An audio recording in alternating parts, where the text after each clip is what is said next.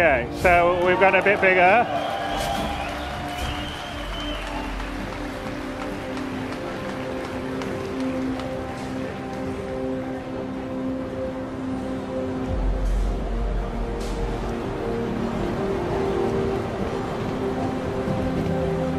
And the big difference with ArcCorp that we have now is that there isn't really a skybox.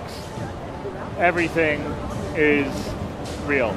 So, well, not real, it's digital, but it's there. It's a digital thing.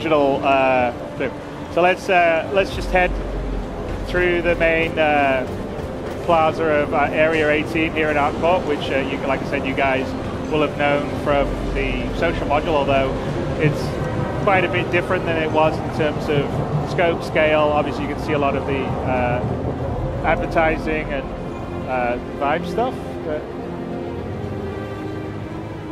let's head out through the customs.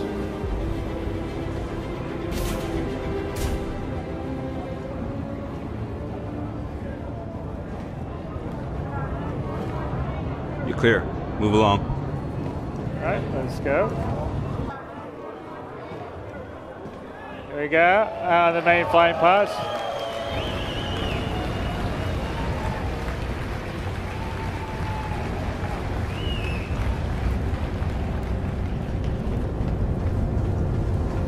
So, yeah, very Blade Runner-esque. We got going. So this is a Terrapin, which again isn't in 3.0, but is going to be just after 3.0. Although I think we should probably, Glenn, shouldn't really. Let's start the small amount, right?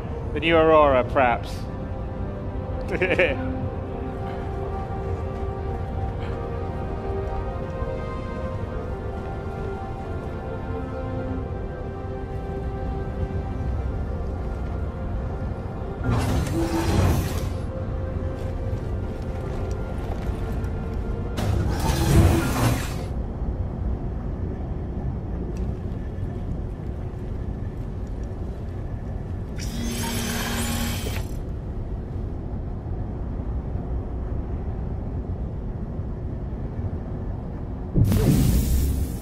Welcome to Roberts Space Industries. Enjoy the ride. System check. Engines are on. All right, let's take off. Let's go flying.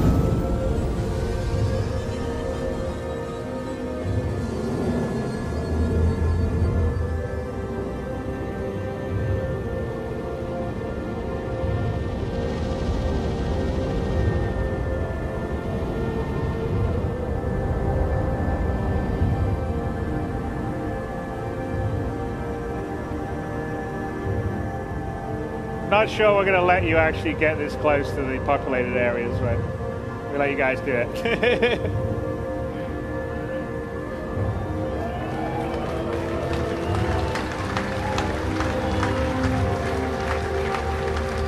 Landing gear 3.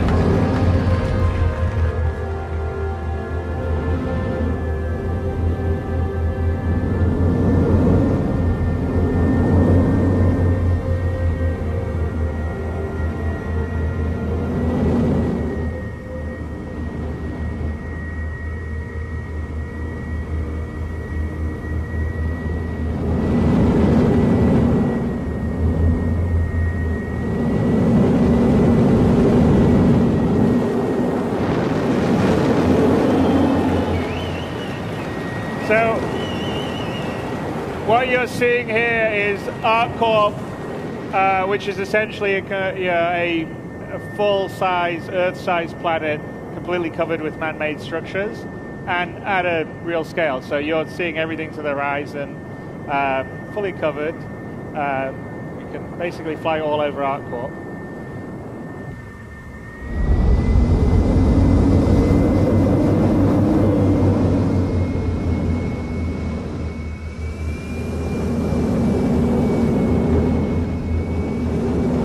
So you can see up in the distance another city club. So that up in the distance is Area Area 17, and we're flying over the suburbs now. So this is pretty much Coruscant.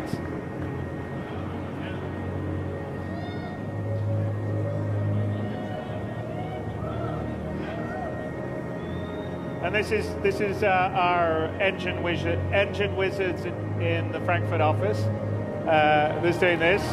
So Marco Cubetta and Alex Ramotti, who will be out here in a bit. And actually, area 17 over there is about 25 kilometers in the distance. So we're just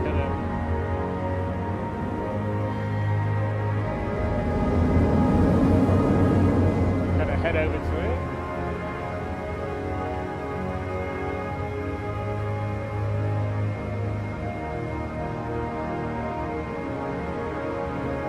Landing gear deployed.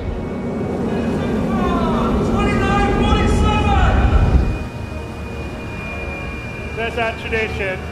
Hello, CitizenCon 2947. Landing gear raised.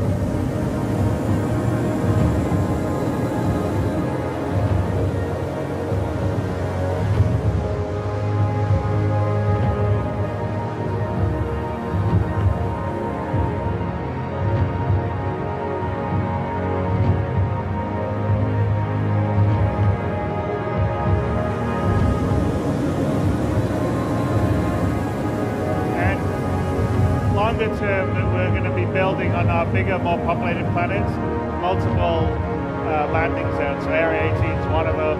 Area 17 would be potentially another one, and we'd have quite a few around ArcCorp because it's such a big planet and the detail and the scale that we're going for. We sort of feel like it has to be more than just one landing zone or two landing zones and then nothing else on the rest of the planet. So it has to feel believable at the scale of our universe. And that's always quite a challenge, but some of the technology that we've been building is allowing us to do that, as you can sort of see from the visuals that we're flying around here, where we literally have a planet covered by a city.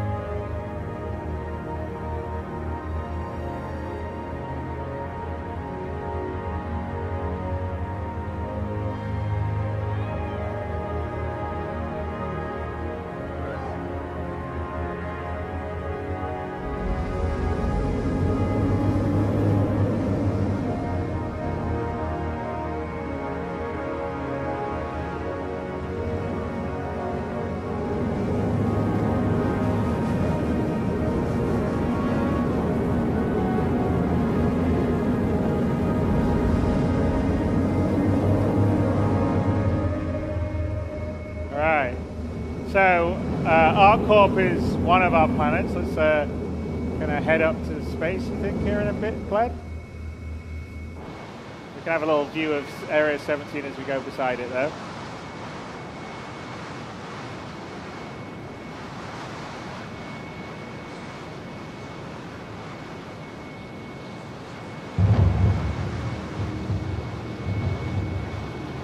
I don't think any other game's quite got this level of scale.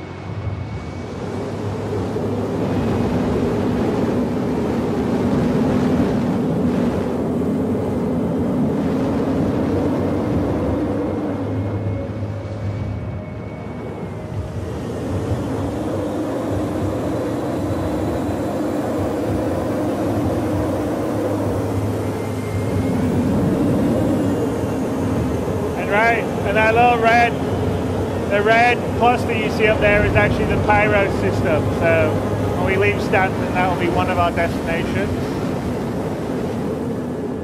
And you sort of see.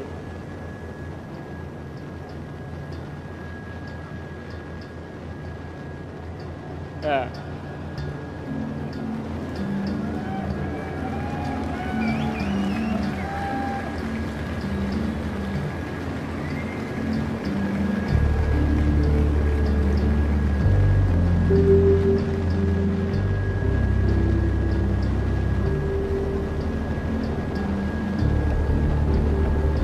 Well, don't worry, we're working hard on it for you guys.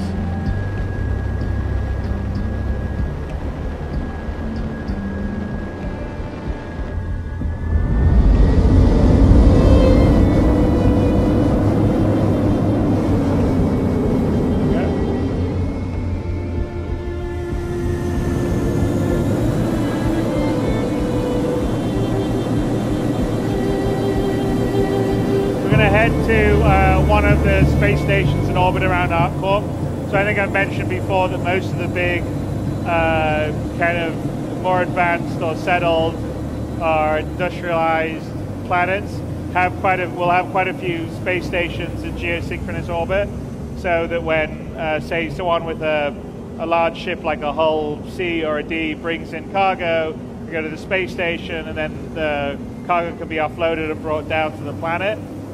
So we're just going to head to one of them. It's built using a new modular space station setup, and it's actually beyond 3.0. You're going to see a lot of space stations and variety, and we'll talk a little bit about how we're going to put it all. We're not there's no loading screens or anything. We just flew up from the city. We were down in Area 18, then we were flying around these huge skyscrapers, and now we're just heading up to the orbital space station.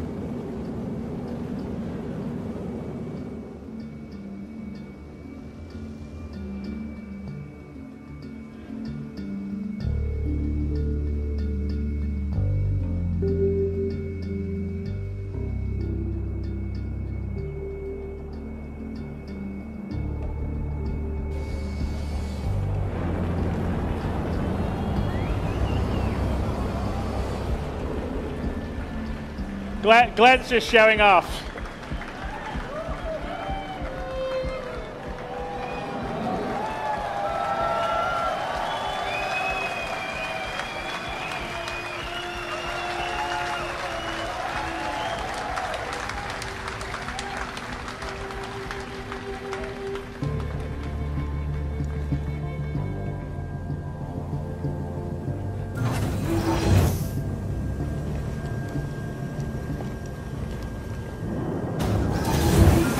Again, this would be, like I said, one of the places where cargo would come in, it would be unloaded, and then there would be NPCs or a player could potentially take smaller amounts down. But to give you an idea of this is, the beauty of the sort of Star Citizen 64-bit precision is like we fully, it's all there. We're up here on a space station looking down on the planet.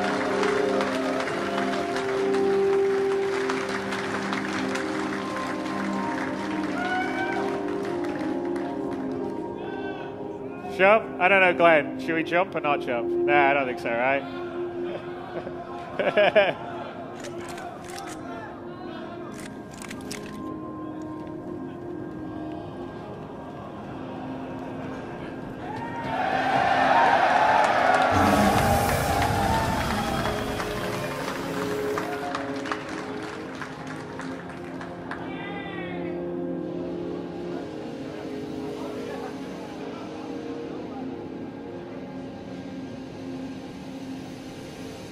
All right, let's get back on the platform.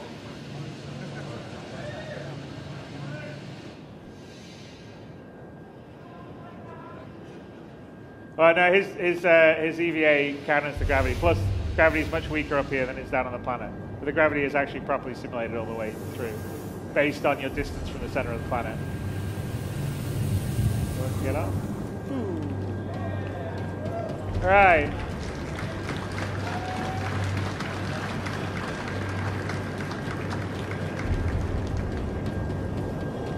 so inside these are all got interiors, and in fact, we'll show you kind of how we build them in a second.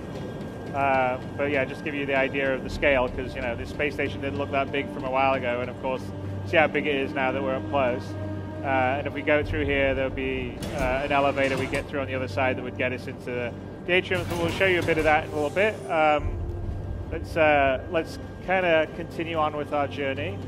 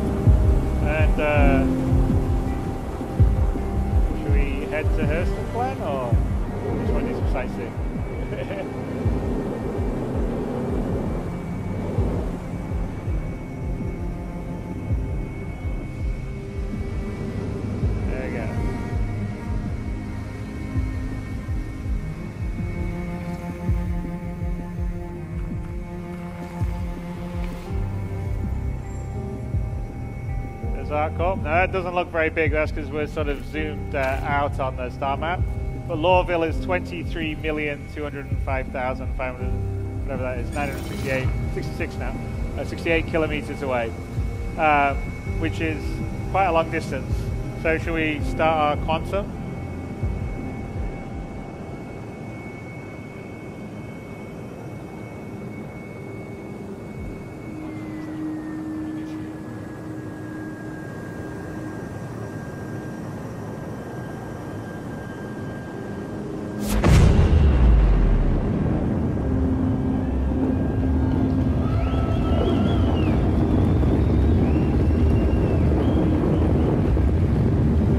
As you can see, we've upgraded the whole sort of jump effects and everything using the new GPU particle system that's coming in with 3.0. Yet again, another thing that we've added, which you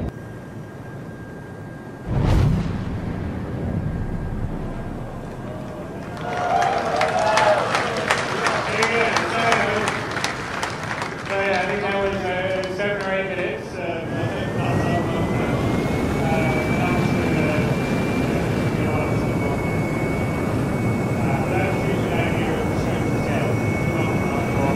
Flew out, went to a space station, looked down at ArcCorp, then quantum travel, flew through the space. We haven't done any loading. It's all in the same star system. And now we're in orbit, like high orbit actually, well, quite a ways out from Hurston, which is another planet inside the Stanton system. ArcCorp is owned by ArcCorp. In the Stanton system, the UE leased each one of the major Earth-type planets to different corporations. In this case, it's Hurston Dynamics, which primarily is a weapons manufacturer, and Hurston itself is the kind of, it's the sort of planet that is what happens when there is no regulation and there's no environmental protection. So it's probably going to be like China in 100 years or America after the EPA has been dismantled. So let's just head down, and this will be an example of a different style of planet and ecosystem biome. And we're still early days on this, because obviously we're still getting 3.0 out views. So the environment and the sort of procedural planet team have been working on ArcCorp and Hurston, because they finished all their 3.0 stuff, and we're preparing for the next major release. All this stuff, but there's still a ways to go. So remember, all this is work in progress, and it'll be a lot better and cooler when you actually get your hands on it in the future. So we're just gonna do a short distance quantum travel. So we actually do allow. We have two kinds of quantum travel in 3.0 and beyond. One is a long distance one, like the one we went between ArcCorp and Hurston, between major celestial bodies. And then we have short distance quantum travel that allows you to navigate around or circumnavigate large celestial bodies. So like here, we're just going to come much closer up to the kind of sort of low orbit gateway into Hurston. So I'll let Glenn take us down with his consummate flying skills.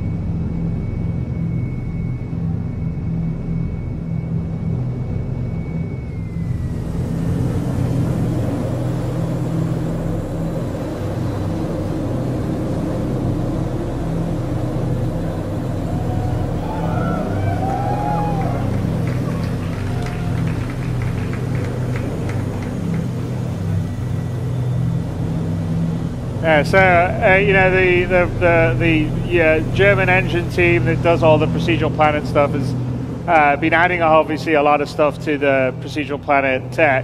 The oceans have all been ported over to GPU, and ultimately we're not doing it here, but you know, there actually has. If we get low enough, you'll probably see it's full wave simulation. When we get low enough, we want to have the thing where the wake from the ship creates waves. That's not in yet, but we will be doing that at some point. Yes. Well, as you know.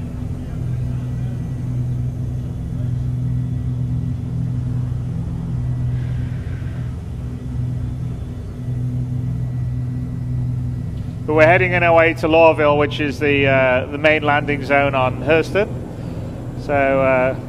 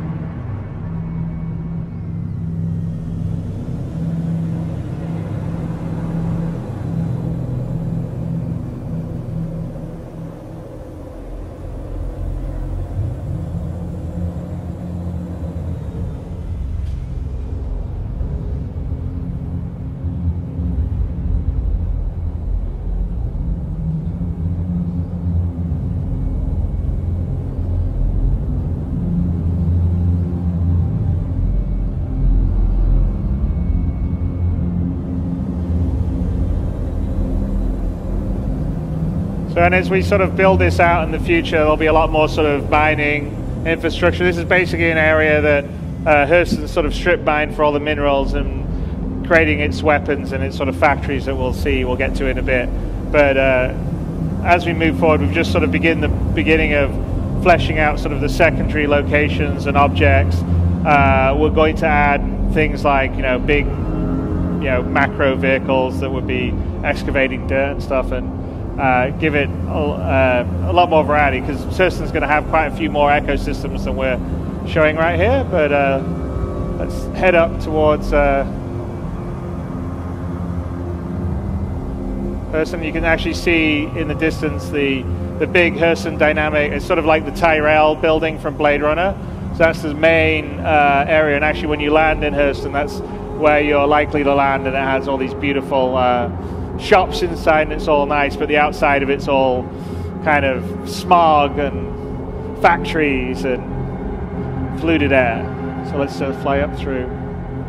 And again, Lorville's built using the same tech. It's a different kind of building set for a lot of it, but it's using the same sort of distribution tech that we do to sort of build out a city at a realistic scale for the ships that we have in the games, which is kind of important for our game, because we want to have everything feel real, visceral, tactile.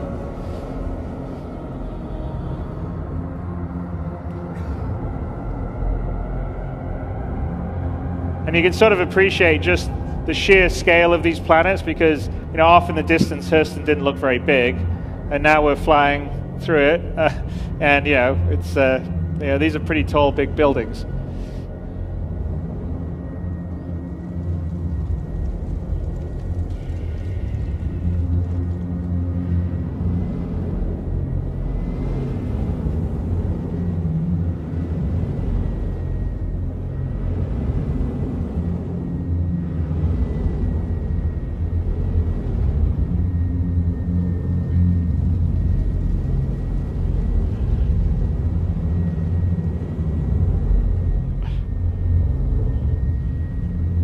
Glenn likes to show off.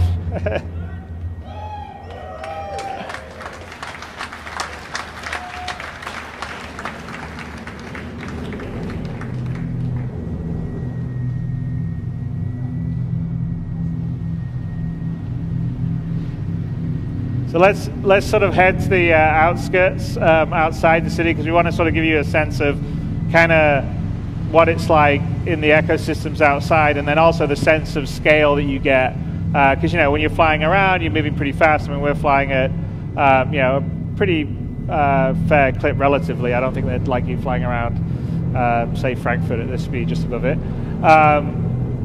but to give you the sense of being able to fly over a planet and then get down on the ground, it's all seamless, and also all the details. So we'll just go out here beyond the main city areas and find a landing spot. Landing gear deployed.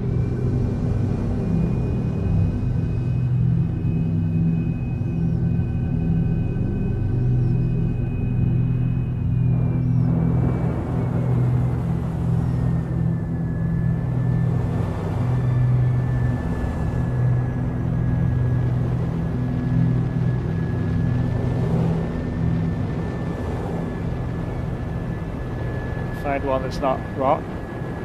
There you go.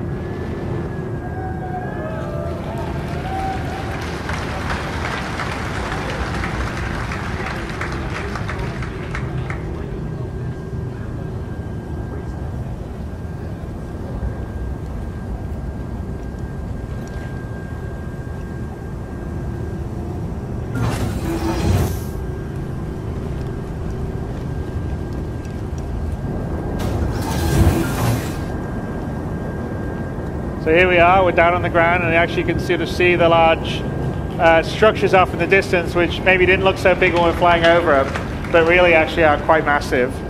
And this is kind of like the kind of tundra area outside Lorville. And let's go for a little run.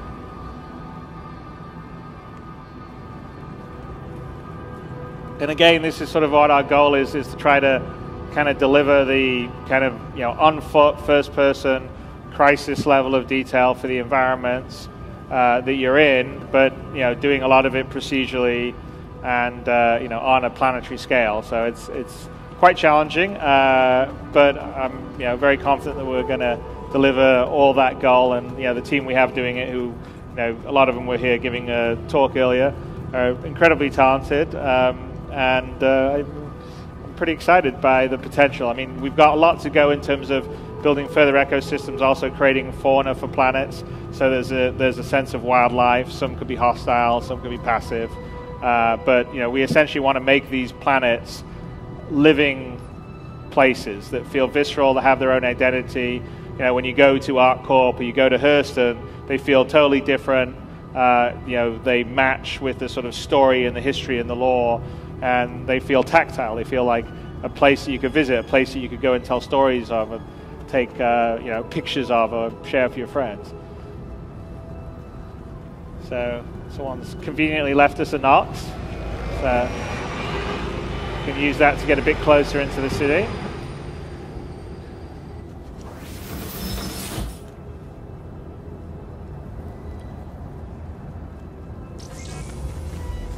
Systems activating. Systems on.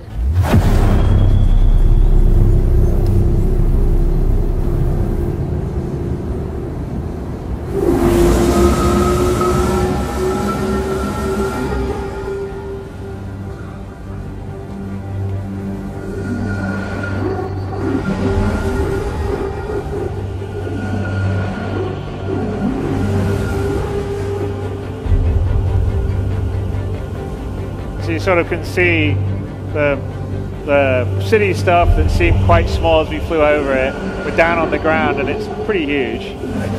Oh, all right, let's see if...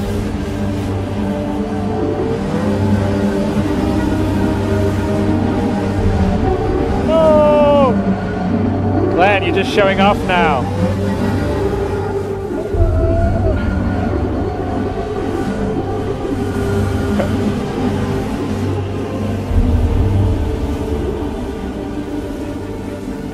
See, it's just a show-off, Glenn.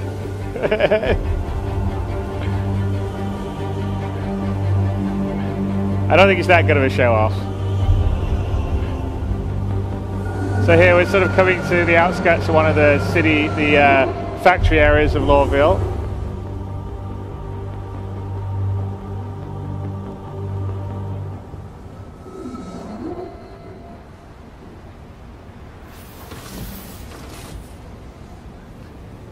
Right.